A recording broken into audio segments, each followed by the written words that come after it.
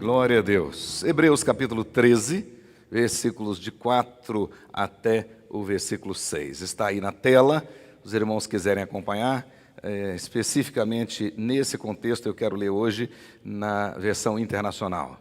Então, aqueles que não a têm, pode acompanhar na tela e pode marcar aí na sua Bíblia, no seu caderninho, as lições que Deus já preparou na eternidade para nós hoje. Hebreus capítulo 13, versículos 4, 5 e 6. E lá nós encontramos o seguinte: o casamento deve ser honrado por todos, o leito conjugal conservado puro, pois Deus julgará os imorais e os adúlteros. Não se deixem dominar pelo amor ao dinheiro e fiquem satisfeitos com o que vocês têm, pois Deus disse: nunca os deixarei e jamais os abandonarei. Podemos, pois, dizer com confiança: o Senhor é o meu ajudador, não temerei. O que me poderá fazer o homem? Todos juntos, o versículo 6. O Senhor é o meu ajudador, não temerei. O que me poderá fazer o homem? Feche os seus olhos, abra o seu coração. Senhor Deus, em o nome de Jesus, permita, Senhor, que as lições da Tua Palavra encontrem um lugar especial em cada coração. Todos nós, ao sairmos daqui hoje, saiamos transbordando de alegria, conscientes da Tua Palavra, convencidos da ação do Teu Espírito em nossa vida e assim, ó Deus, podermos agradar ao Senhor ao longo dessa semana. Fortaleça, Senhor, os casamentos que estão aqui, os que estão nos acompanhando, aqueles que serão alcançados por essa mensagem, onde quer que estejam, que a graça do Senhor seja sobre todos eles e que todos tenham condições de fazer uma reflexão profunda a respeito do casamento abençoado, daquele casamento que o Senhor abençoou, que o Senhor está abençoando, que certamente é a base de uma família saudável. Ajuda-nos, ó Deus, nesse tempo de pandemia, quando as lutas, as dificuldades, as aflições desse tempo têm afetado diretamente muitos casamentos, consequentemente muitas famílias. Muitas pessoas aqui na nossa região e por todo o mundo, ó Deus, têm exatamente hoje sofrido por causa desta pandemia no contexto da família. Muitas famílias, ó Deus, têm sido atingidas diretamente, como que uma bomba tem caído sobre muitas famílias, e muitas, ó Deus, têm sido desajustadas, têm se encontrado, ó Deus, em grandes dificuldades. Por isso, ó Pai, em nome de Jesus, precisamos voltar para a Tua Palavra, precisamos ouvir a Tua Palavra, ser consolados pelo Espírito Santo do Senhor, despertados pelo Espírito Santo do Senhor, avivados pelo Espírito Santo do Senhor, abençoados pelo Senhor, no contexto da família, conforme a Tua Palavra. Por isso, ó Deus, em o nome de Jesus, reivindicamos essa promessa, ó Deus, para que nossas famílias sejam saudáveis, para que a graça do Senhor seja multiplicada em nossa casa, para que o anjo do Senhor esteja na nossa casa. Em o nome de Jesus, ó Pai, tenha misericórdia e nos ajude. Repreenda tudo aquilo que não agrada ao Senhor. Abra, Senhor, o coração de cada um. Ó Deus, abra agora a mente de cada um para receber as instruções das Sagradas Escrituras. Em o nome de Jesus, Senhor nosso e da igreja. Amém. Amém. Glória a Deus.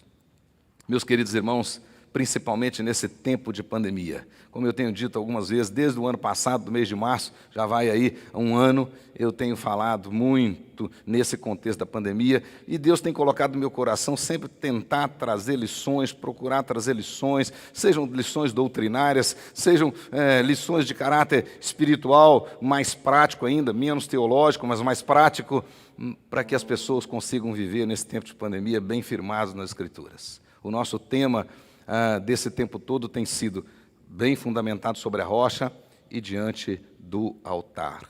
É a maneira de podermos vencer todas as adversidades desse tempo. Mas eu tenho dito aqui que realmente viver, e especialmente viver nesse tempo, não é uma tarefa fácil, muito menos uma tarefa indolor. De fato, conforme já foi colocado aqui, e hoje pela manhã, falei isso lá na 13, no contexto da nossa Santa Ceia, como o próprio Senhor Jesus disse: no mundo passareis por aflições. Curioso é que a palavra que Jesus usou nesse contexto de João capítulo 16, versículo 33, quando ele diz, no mundo nós teremos aflições, a palavra que ele usou lá para aflições só aparece no Novo Testamento 7 vezes. 7 vezes. De fato, então, não é uma palavra muito comum. Outras palavras foram traduzidas por aflições, por dificuldades, por lutas. Mas aqui Jesus usou aqui, ela é muito interessante. 7 vezes, 2 delas no mesmo contexto, tanto em Mateus quanto em Marcos, naquele contexto de Jesus andando sobre as águas, e de repente os discípulos muito aflitos, temerosos, e Jesus olha para eles e diz para eles não se afligirem, para eles poderem então ter coragem, confiar nele, que ele estava no controle. 3 outras vezes, essa palavra aparece no contexto de milagres. No milagre de um paralítico lá na cidade de Cafarnaum, né? Jesus diz para ele, tem de bom ânimo, tem de bom ânimo. Diante das suas aflições, tem de bom ânimo. Depois, no contexto da ressurreição da filha de Jairo, ele diz, tem de bom ânimo, levanta, confia, tenha coragem. E depois aparece no contexto da cura do cego Bartimeu. E aí não foi Jesus quem disse, mas as pessoas que estavam ali dizem, tem de bom ânimo, ele te chama. Ou seja, levante-se, tenha coragem, vá, ele está te chamando. E a última vez, essa palavra aparece lá no livro de Atos, no contexto da prisão de Paulo em Jerusalém. Quando Paulo estava preso em Jerusalém, sendo julgado pelo Sinédrio, os homens que compunham aquele Sinédrio estavam rilhando os dentes, já tinham entre si decididos que de fato iriam executar Paulo, e por isso ele acaba clamando por Roma e se revela que era também cidadão romano, e aí eles não puderam executar a sentença, tiveram de mandá-la a Roma. Mas o texto diz que naquela noite o Senhor visitou Paulo e disse, não temas. Ou seja, tem de bom ânimo, porque você vai a Roma sim, e vai ser minha testemunha lá em Roma. Então essa palavra é muito interessante. Jesus disse claramente aí, né, no mundo que diz que nós passaríamos por aflições no mundo, mas deveríamos ter bom ânimo. Ou seja, coragem, força, confiar nele, ele está no controle. Então eu não vou cansar de dizer para os irmãos que estão passando por lutas nesse tempo, esses que estão sofrendo dentro de casa por causa dessa pandemia, tenham bom ânimo, tenham coragem, porque de fato Deus está no controle e ele tem todo o poder. E agindo ele, ninguém impedirá. Tome posse disso.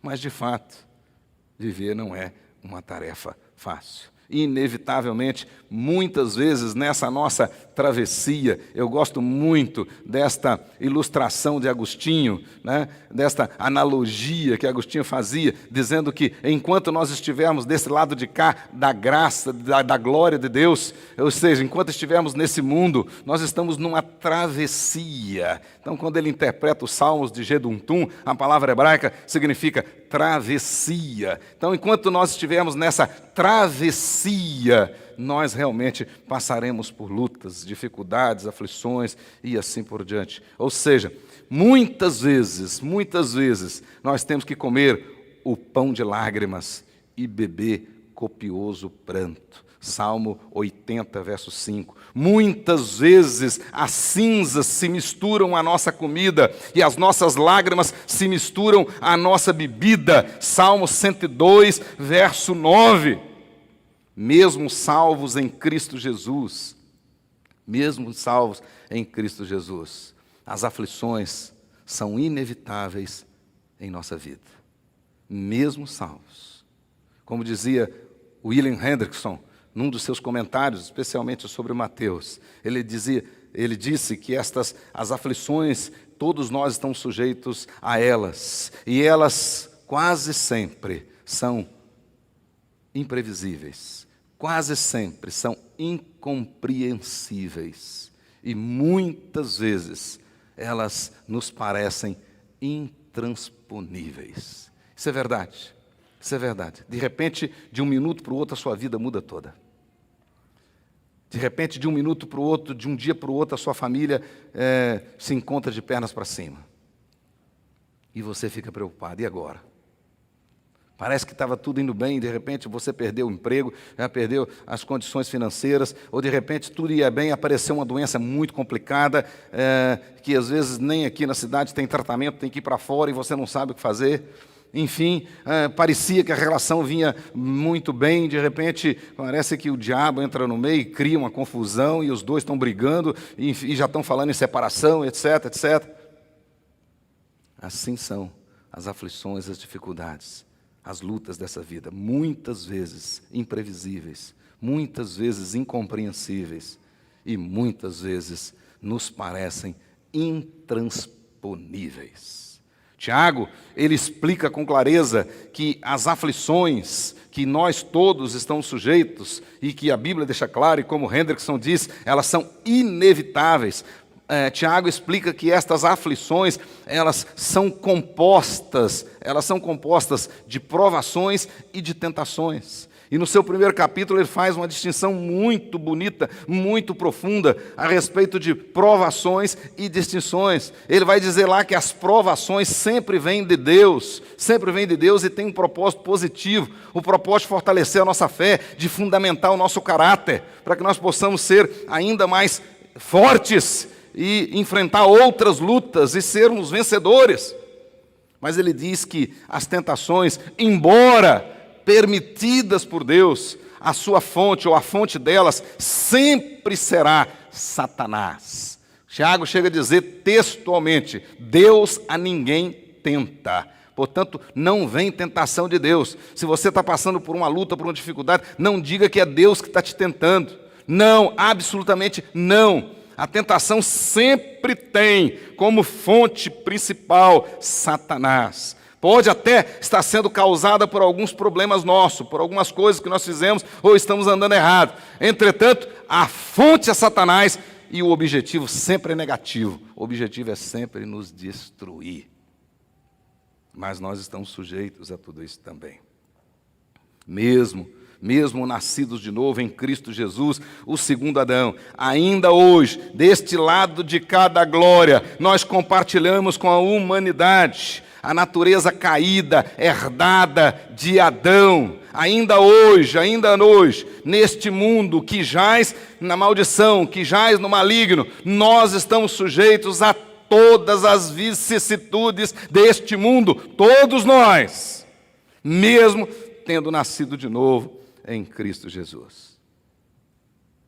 Por isso é que nós precisamos aprender com a palavra de Deus. Por isso que não tem como o crente ser vitorioso aqui na terra, não tem como nós enfrentarmos essas pandemias sem atemorizar o coração, sem estudar a palavra, sem ter o consolo da palavra, sem ter a instrução da palavra. É aqui na palavra que nós vamos aprender como o apóstolo Paulo aprendeu de Deus, a ver as coisas, as circunstâncias de maneira diferente e viver de maneira diferente, porque em Cristo você e eu, nós somos diferentes. Então eu preciso viver essa diferença. Escrevendo aos Filipenses no capítulo 1, se vocês observarem claramente lá a partir do versículo 12 até o versículo 20, olha como o apóstolo Paulo, além de ser diferente, ele vivia de maneira diferente. E exatamente o que fazia ele viver de maneira diferente era a percepção que ele tinha. A percepção que ele tinha do passado era diferente. Ao invés dele ficar reclamando, arrancando os cabelos da cabeça, isso, aquilo, outro, etc. Tal, ele diz: antes, pelo contrário, tudo isso que me aconteceu, aconteceu para a glória de Deus. Muitos se converteram, muitas igrejas foram plantadas.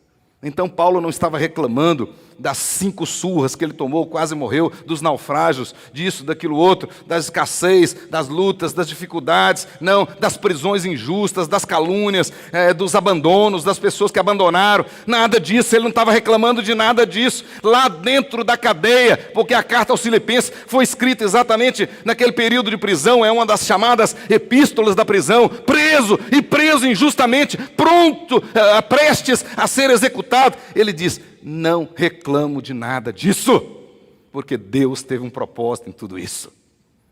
Então nós crentes precisamos aprender, nós somos diferentes, e por sermos diferentes, nós temos que ter uma leitura diferente. Então a pandemia está aí, traz muito sofrimento, traz muita luta, muitas lutas, muitas adversidades, mas nós não precisamos ficar reclamando e nem lamuriando nada disso. Nós somos diferentes. Então Paulo diz: tudo isso que me aconteceu foi para a glória de Deus. Deus sempre teve um plano eterno.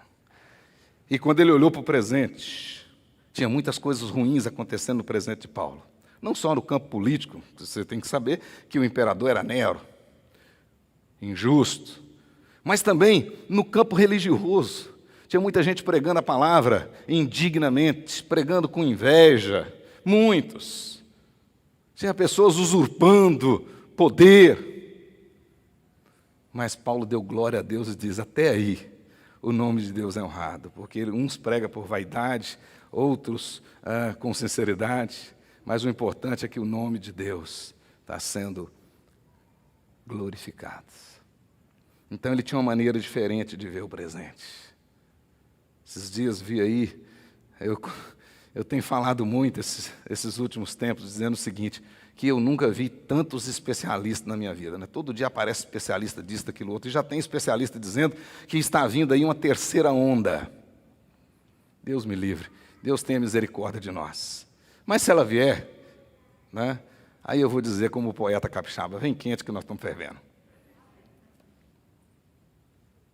Nada acontece fora do controle de Deus, Ele está no controle de todas as coisas. Ele sabe de todas as coisas. E é Ele que conduz todas as coisas. Então, eu tenho que ver o presente conforme Paulo via. Na perspectiva de Deus. Na perspectiva do propósito de Deus. Mas Paulo também, aqui nesse texto de Filipenses, ele via o futuro diferente. O futuro não assustava o apóstolo Paulo. Pelo contrário, enchia o coração dele de alegria. Porque escrevendo aos Romanos, no capítulo 12, ele diz, alegrai-vos na esperança. O que ele está dizendo? Alegrai-vos no futuro, o futuro que está garantido para você, futuro que está garantido para você, alegre-se nele. É com esse que você tem que ficar preocupado. Não se vão derrubar o presidente ou não vão, se vai acontecer isso, vai acontecer aquilo outro, se nós vamos ser comunistas ou não vamos, etc. Tal. Na realidade, quando Paulo olha para o futuro, ele diz assim, olha, tudo que está me acontecendo, tudo que me aconteceu, eu considerei como perda, eu considerei como prejuízo da terra, para eu ter algo maior. Isso tudo é esterco.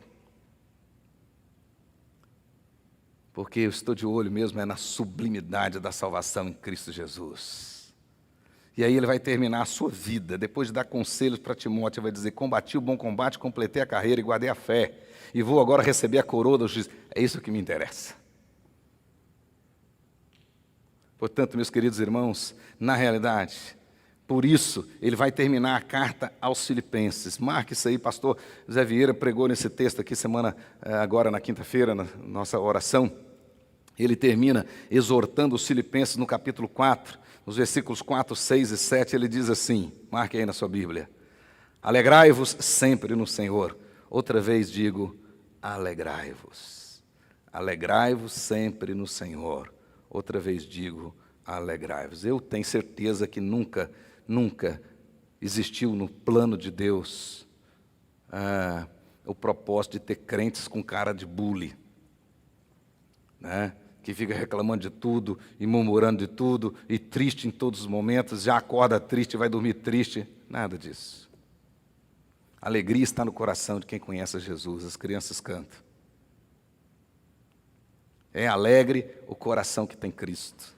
E ele diz, alegrai-vos sempre, sempre, em todas as circunstâncias, alegrai-vos no Senhor. Outra vez digo, alegrai-vos no Senhor. Verso 6, não andeis ansiosos por coisa alguma. Não andeis ansiosos por coisa alguma. Diz lá, então o que eu vou fazer? Vou botar as pernas para cima e esperar Deus jogar um frango assado na minha boca? Não, ele diz ponto e vírgula. Em tudo, porém, sejam conhecidas diante de Deus as vossas petições, pela oração e pela súplica, com ações de graças. Ponto.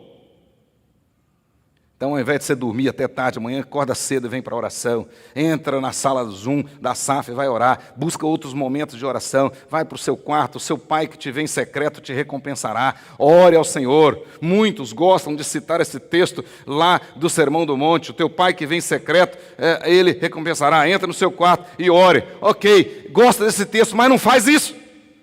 E aí não vem aqui às 6 horas da manhã, mas também não entra no quarto para orar. Você não precisa vir aqui amanhã, mas entra no seu quarto e ore. Então Paulo está dizendo, então você não precisa ficar ansioso. O que acaba com a ansiedade? Para o crente não é ir pescar não, é ir orar. Né? O descrente, para acabar com a ansiedade, o poeta disse, vai pescar. Né? Para o crente, vai orar. Vai orar. E uma coisa é certa, Deus vai consolar o seu coração, Ele faz isso através da oração. Vai tirar o seu medo. De repente você está com medo. Está com medo?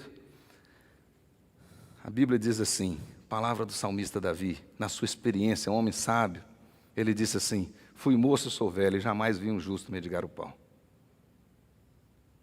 A gente tem que crer nisso. Tem que crer nisso.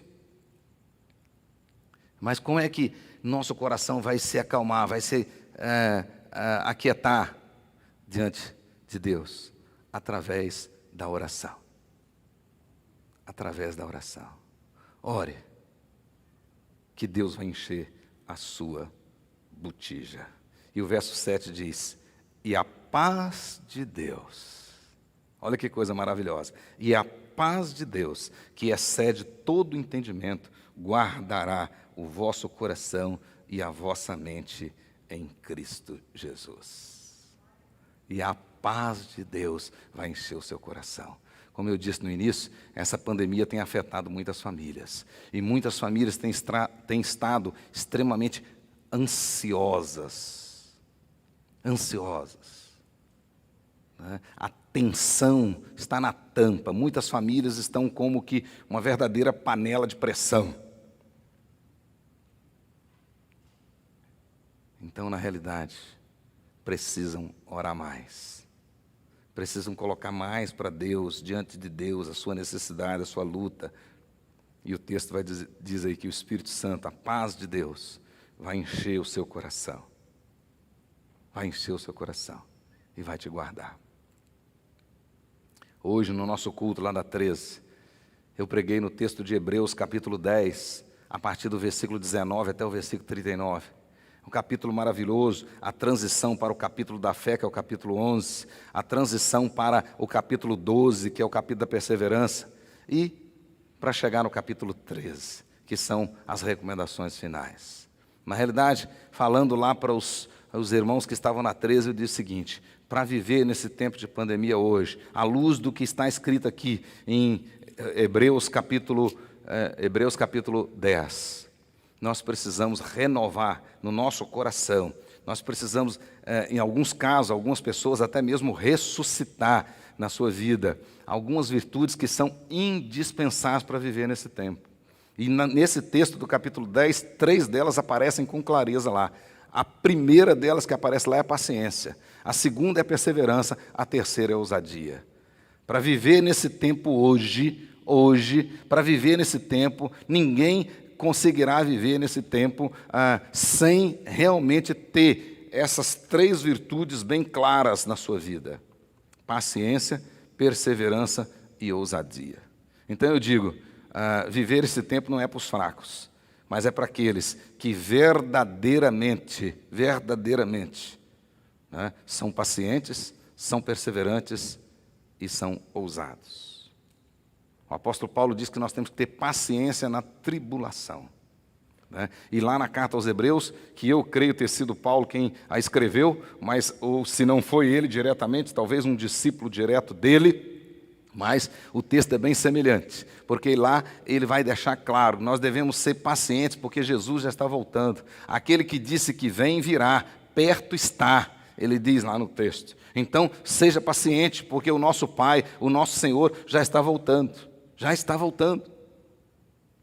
Então é impossível nós vivermos esse tempo hoje se não formos pacientes. E segundo, precisamos ser perseverantes. No texto, no capítulo 10, tanto no versículo 19 quanto no versículo 35, ele vai usar a mesma palavra, né? E que nós precisamos ser perseverantes. Tiago diz que é exatamente na perseverança que está a nossa vitória. Perseverante na Bíblia tem a ver com constância, com estabilidade, com firmeza. Então, mesmo diante de todas as lutas, eu não posso negociar a minha fé, eu preciso permanecer firme. Mas o texto diz também ousadia. Ousadia. Aí sim, agora é versículo 19, versículo 35, ousadia, que diz lá, confiadamente, ousadamente. Nós precisamos dessas 3 virtudes. Mas eu quero trazê-las para o casamento. Na realidade, na família e no casamento, também nós precisamos dessas 3 virtudes, né? De fato, para termos um casamento abençoado, para termos um casamento bem estabilizado, para termos um casamento saudável, para gerar uma família saudável, nós precisamos de muita paciência.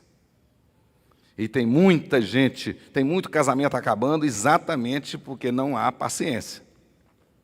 Não há paciência. Um senhor completou 60 anos de casado. E o neto perguntou para ele, vovô, qual é o segredo de viver 60 anos casado? Porque isso era um escândalo para o neto. Aquele neto era de geração que o máximo o sujeito aguentava 2 anos. Que as estatísticas dizem isso hoje, né? Que de cada 3 casamentos, 2 terminam em divórcio em 2 anos. Aí o vovô respondeu para o neto, é que eu sou de um tempo, meu neto, é que quando uma coisa estragava, a gente não jogava fora, consertava. E o neto é da geração do descartável, quando uma coisa estraga, joga fora. Então falta paciência para consertar, falta paciência para ajustar. Para muitas pessoas e muitos que são até membros da igreja, não vale nada a Bíblia dizer claramente que o casamento é uma relação que vai se ajustando. A Bíblia diz que o ferro no ferro se afia. A palavra casamento significa encaixar. E como dizia meu avô, as melancias se ajustam no andar da carruagem. E as pessoas não têm paciência para o ajustar dessas melancias.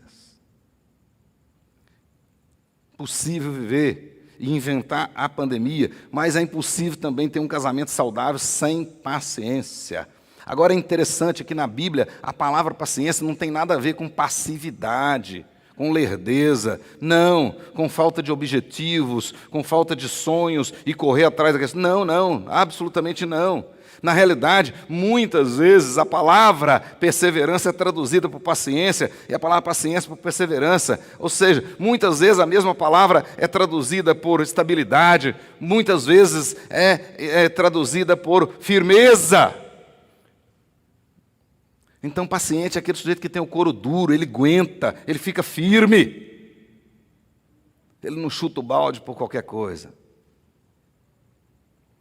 Mas também precisamos de perseverança. Aqui mesmo, nesse capítulo 10, o escritor desse capítulo 10, o escritor dessa carta aos Hebreus, ele vai dizer claramente no versículo 36, com efeito, tendes necessidade de perseverança, para que, havendo feito a vontade de Deus, alcanceis a promessa. De fato, Deus tem promessas riquíssimas para a família, mas você precisa ter perseverança para alcançar essas promessas. Hoje, uma irmãzinha lá da 13 me disse, pastor, tem muitos e muitos anos que eu estou orando pela conversão do meu filho, para que ele possa realmente firmar na igreja, e eu estou começando a ver que Deus, de fato, está ouvindo as minhas orações. Mas é isso mesmo, Deus vai ouvir, e eu disse para ela, continue orando e continue crendo que Deus vai te dar o privilégio de ver o cumprimento da promessa na sua vida, na sua família. Mas você quer que as coisas aconteçam na sua família e não tem perseverança para isso, não paga o preço? Então é impossível ter um casamento saudável sem paciência, é impossível ter um casamento saudável, abençoado, sem perseverança, sem a disposição de andar a segunda milha, sem a disposição de pensar mais no outro do que em si mesmo, sem a disposição de considerar o outro mais do que a si mesmo, de amar o outro mais do que a si mesmo. É impossível!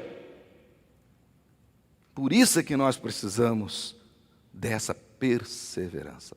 Infelizmente, muitas pessoas casam hoje e entram no casamento como o tatu entra na toca. O tatu entra de ré na toca, né, que fica fácil para sair. Então, muitos já entram pensando em sair. E o que é pior é que muitos que se dizem crentes ficam buscando subterfúgios para se livrar do casamento. Fica tentando justificativa na palavra de Deus para se livrar do casamento, enquanto o próprio Jesus foi textual, dizendo só a morte deve separar.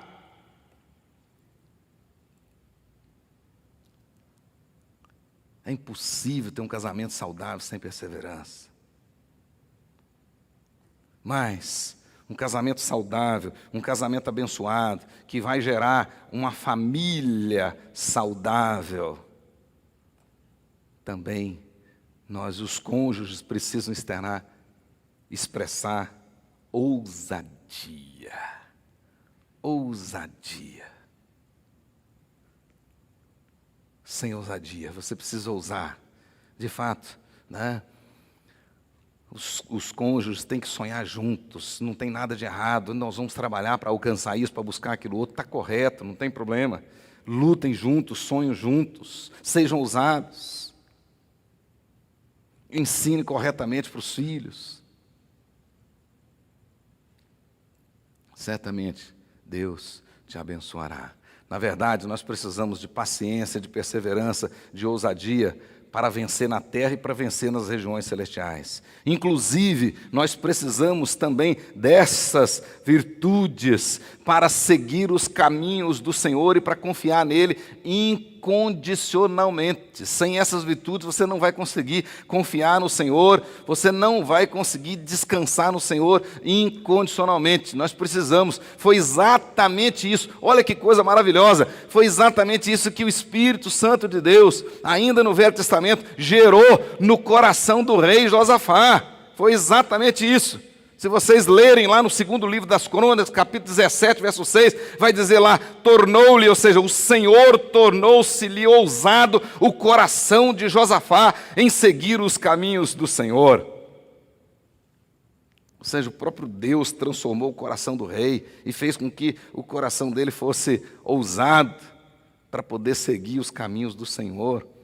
O salmista, né, no poderoso Salmo 23, ele diz lá, ainda que eu ande pelo vale da sombra da morte, eu não temerei. Também no Salmo 46, verso 2, ele diz, ainda que a terra se transtorne e os montes se abalem no seio dos mares. E tem muito casamento acabando por muito menos do que isso. Tem casamento agora na época da pandemia acabando porque o nível de vida, o padrão, a receita financeira diminuiu. E muitos lá nos votos disseram que seriam fiéis na alegria, na tristeza, na riqueza e na pobreza. Mas o salmista diz, ainda que eu ande pelo vale da sombra da morte, eu não vou temer e vou continuar firme. Depois diz, ainda que a terra se transtorne, os montes se abalem no seio dos mares, eu vou continuar fiel. E também, mais ainda, o profeta Abacuque diz assim, ainda que a figueira não floresça, ainda que não haja fruto na videira.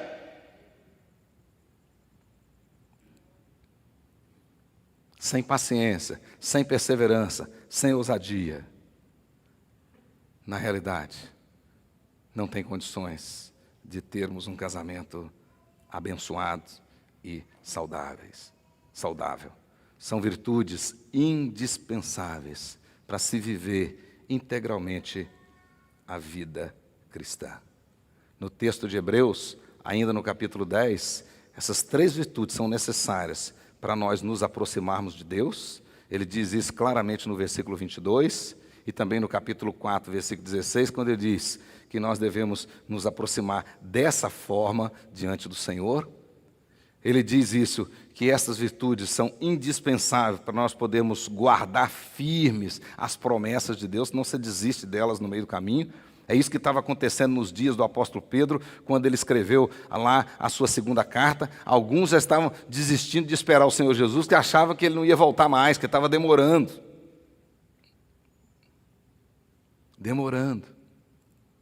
Lá no texto também ele diz que essas virtudes são necessárias para nós respeitarmos uns aos outros, para nós considerarmos uns aos outros, para nós estimularmos uns aos outros as boas obras.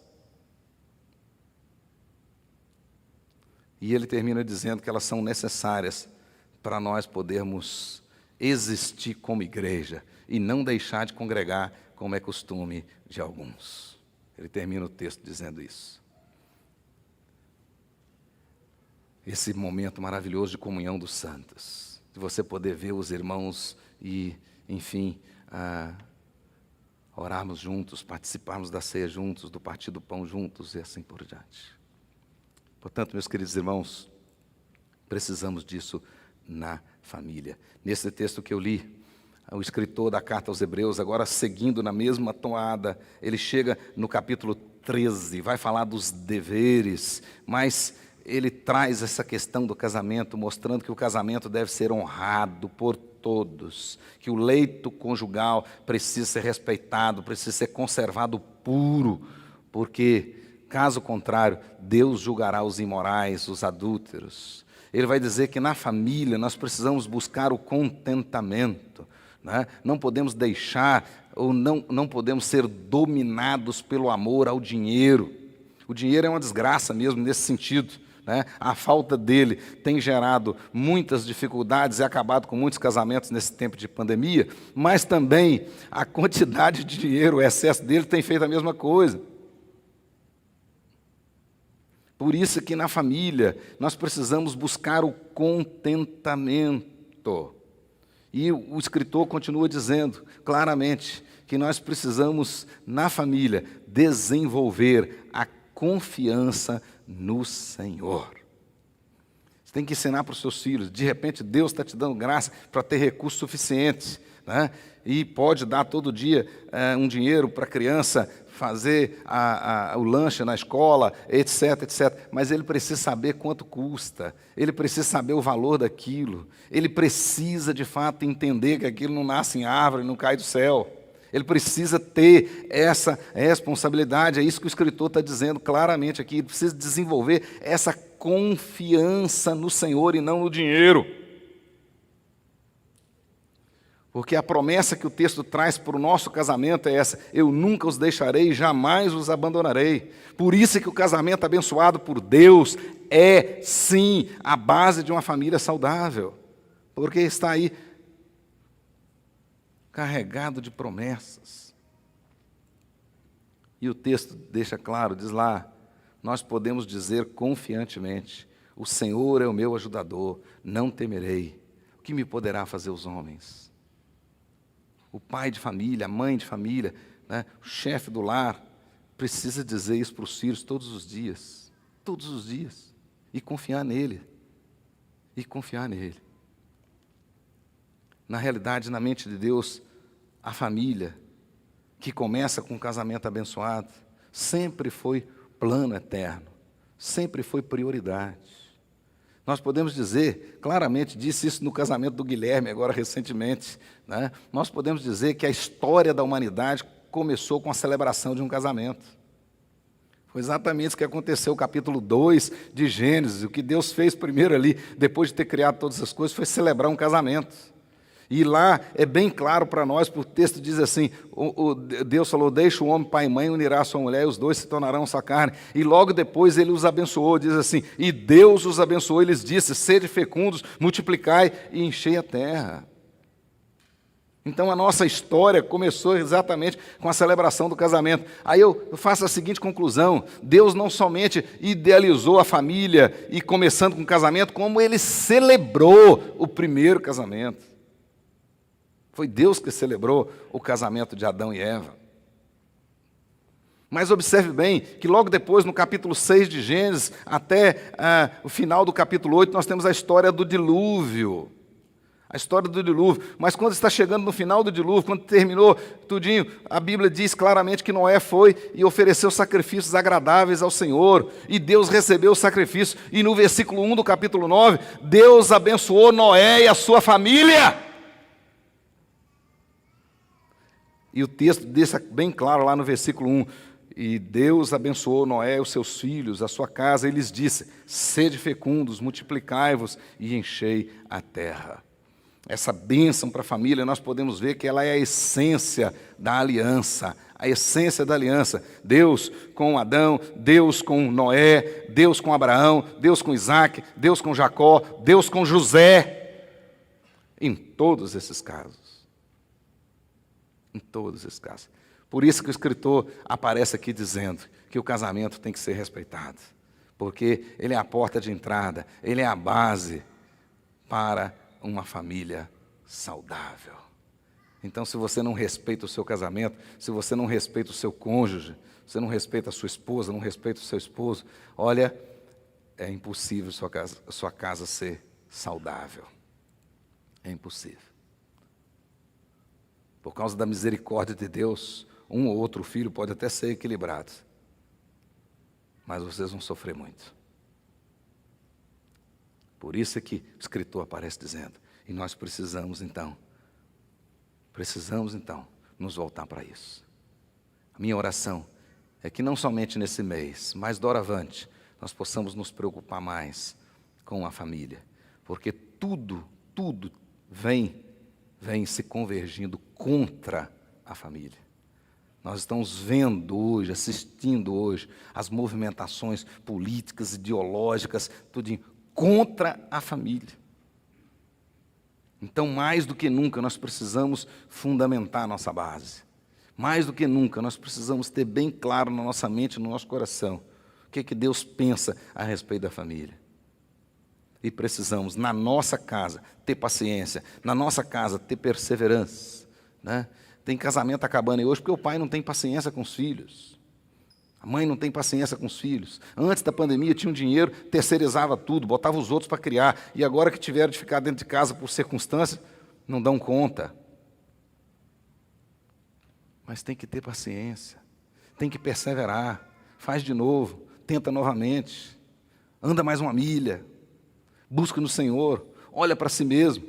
Tem um ditado chinês antigo que diz assim, se você não está gostando daquilo que está ouvindo, presta atenção no que está emitindo. Porque de repente o problema não é o que você está ouvindo, é o que você está transmitindo. Observe bem.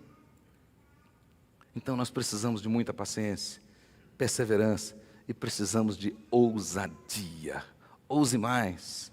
Você que é pai, você que é marido, né? Ouse mais, acorde mais cedo, desafie o Senhor, busque as promessas, creia nelas. Você que é mãe, a mesma coisa, seja mais ousado, peça mais. A Bíblia diz, abra bem a tua boca que está encherei. O texto de Hebreus capítulo 4, versículo 16 diz, devemos nos achegar ousadamente junto ao trono de graça, para alcançarmos misericórdia e socorro para a ocasião oportuna. Então busque mais. Busque mais. O nosso Deus é Deus de promessa, mas você precisa ser ousado, você precisa ser perseverante, você precisa ser paciente. Paulo diz, sede paciente nas tribulações, sede paciente nas tribulações, mas sede perseverante nas orações. Perseverante. Perseverante. Eu quero dizer o seguinte, muitas vezes, pela graça de Deus, você orou uma vez e o milagre aconteceu. Mas outros milagres você vai ter de orar 1 ano, 2 anos, 10 anos. Presta atenção nisso. Você acha que o seu casamento está ruim e quer que Deus resolva da noite para o dia? Às vezes vai te custar 10 anos, 20 anos.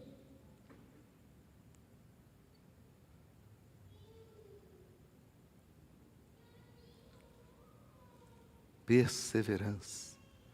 Paulo diz, perseverai na oração. Perseverai na oração.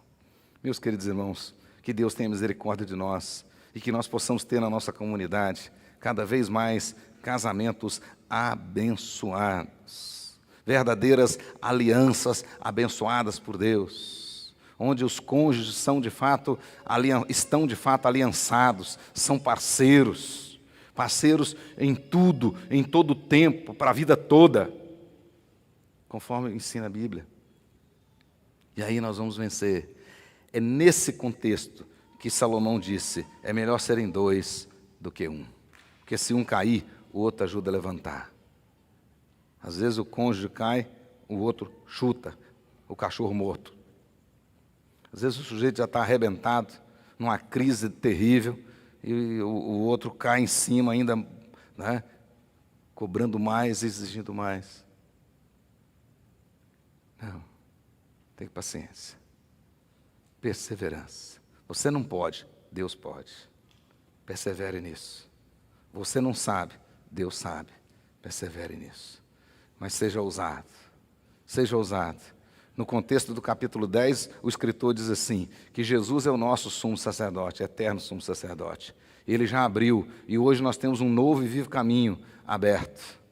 Então você pode chegar diante do trono da graça. Você pode chegar. E não é por causa dos seus méritos, é porque Jesus já fez isso, Ele já abriu. E Ele está lá agora, no Santo dos Santos, o nosso sumo sacerdote. Sacrifício vivo, contínuo. Então creia nisso. Agora, no tempo de pandemia, creia que Deus pode abrir uma porta nova. E você, daqui a um tempo, vai abençoar esse tempo. Oh, bendita pandemia. Josué Rodrigues, eu cito isso aqui vez por outra. Num dos seus hinos ele diz, portas abertas ou fechadas, se abertas ou fechadas por Deus, são iguais. Então Deus pode fechar uma porta e Deus abre outra. Esse é o nosso Deus. Mas vocês e eu, nós não estamos aqui por acaso. Não caímos aqui de paraquedas. Não estamos seguindo para um futuro incerto. Absolutamente não. Nós estamos aqui cumprindo um plano eterno, seguindo uma agenda traçada na eternidade. Nossa família faz parte do plano eterno de Deus. Minha família faz parte do plano eterno de Deus. Ela não é perfeita, é verdade. Mas é a melhor família do mundo, porque ela faz parte do plano eterno de Deus. Bote isso no seu coração, irmão. Nunca desista da sua família. Nunca desista da sua família. O diabo ele é sagaz. Ele é sagaz. Ele usa de sutilezas, sagacidades. E fica colocando na sua mente que a galinha do vizinho é melhor do que a sua. Nada disso. Persevere. Persevere. Cave um pouco mais. Trabalhe um pouco mais. Busque um pouco mais. Deus vai te honrar. Deus vai te honrar. Peça a Deus para fazer com você o que Ele fez com o rei Josafá. Para fazer o seu coração ousado. Para temê-lo.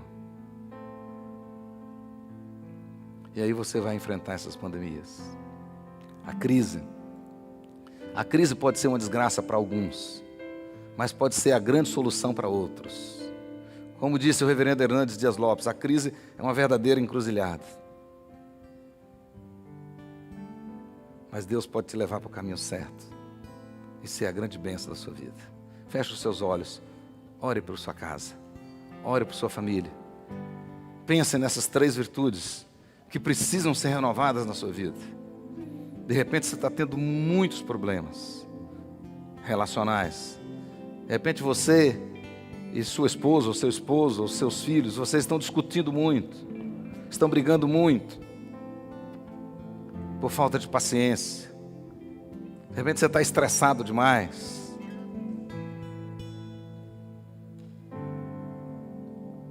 De repente você já está perdendo o prazer de perseverar, o desafio de perseverar. Mas o segredo está em andar mais uma milha. É na 2ª milha que o milagre vai acontecer. Então ande mais essa milha.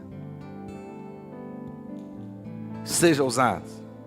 William Carey, faça grandes coisas para Deus e espere grandes coisas dele. Espere grandes coisas dele. Faça grandes coisas. Seja ousado. Dê o último bolo para o Senhor. o único. Ele vai encher a sua botija. Seja ousado. Seja ousado. Priorize o Senhor na sua vida.